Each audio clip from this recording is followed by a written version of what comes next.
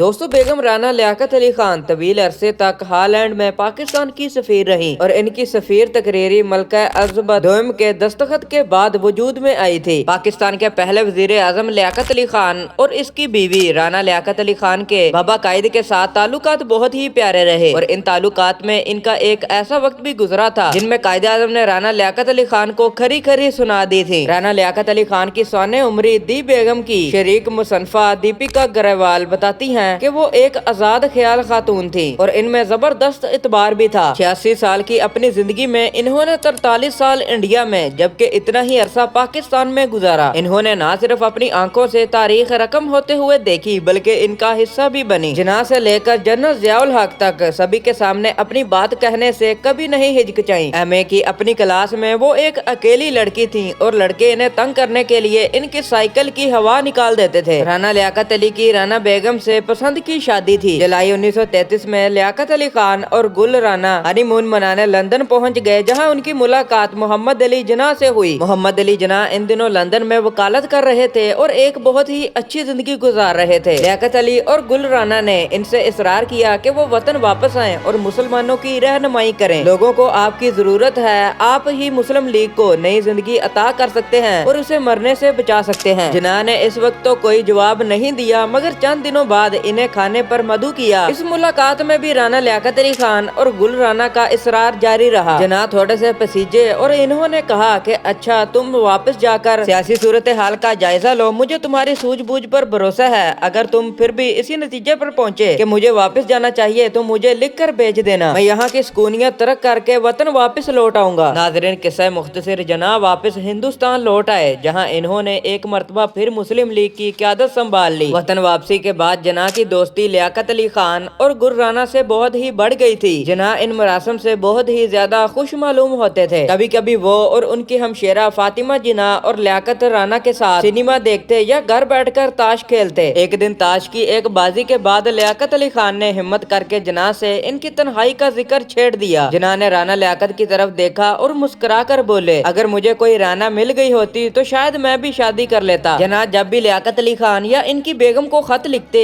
तो अमूमा इस तरह खत्म करते, मेरा दिल तुम दोनों के साथ है। 1947 में पाकिस्तान का क़याम अमल में आ गया। मोहम्मद अली जिन्ना पाकिस्तान के पहले गवर्नर जनरल और नवाबजादा लियाकत अली खान पाकिस्तान के पहले वजीर आजम के मुनसिब पर फायज हुए। जाहिद चौधरी ने अपनी किताब जिन्ना में लिखा है, दिसंबर 1947 में एक दावत में राना लियाकत अली खान कायदे आजम के साथ वाली नशस्त में बैठी थी। कायदे आजम ने साफ गोई से काम लेते हुए इनसे खरी खरी बातें कह डाली। इस वाक़े के बाद लियाकत अली खान ने कायदे आजम को खत लिखा जिसमें इन्होंने गुफ्तगू का हवाला देते हुए एहतजाज किया और वजारत अज़मी के अहदे पर इस्तीफा देने की पेशकश की। लियाकत अली खान का यह इस्तीफा दीपा ग्रेवाल और तहमीना अजीज अयूब की किताब दी बेगम में शामिल है। यह बताने की जरूरत नहीं कि कायदे आजम ने लियाकत अली खान का यह इस्तीफा मंजूर नहीं किया था। 11 सितंबर 1947 को कायदे आजम दुनिया से रुखसत हो गए और 16 अक्टूबर 1951 को नवाबजादा लियाकत अली खान को मार दिया गया था, जबकि बेगम राना लियाकत अली खान एक बेहद फाल जिंदगी गुजारने के बाद 13 जून 1990 को इस दुनिया से रुखसत हुई। दोस्तों, उम्मीद करता हूँ कि हमारी आज की इस वीडियो में कहानी आपको समझ आ गई होगी। वीडियो को लाइक कर दें, चैनल को सब्सक्राइब कर दें। ऐसी मजीद इंटरेस्टिंग वीडियोस देखने के लिए मिलते हैं नेक्स्ट वीडियो में किसी नए टॉपिक के साथ। अल्लाह हाफिज।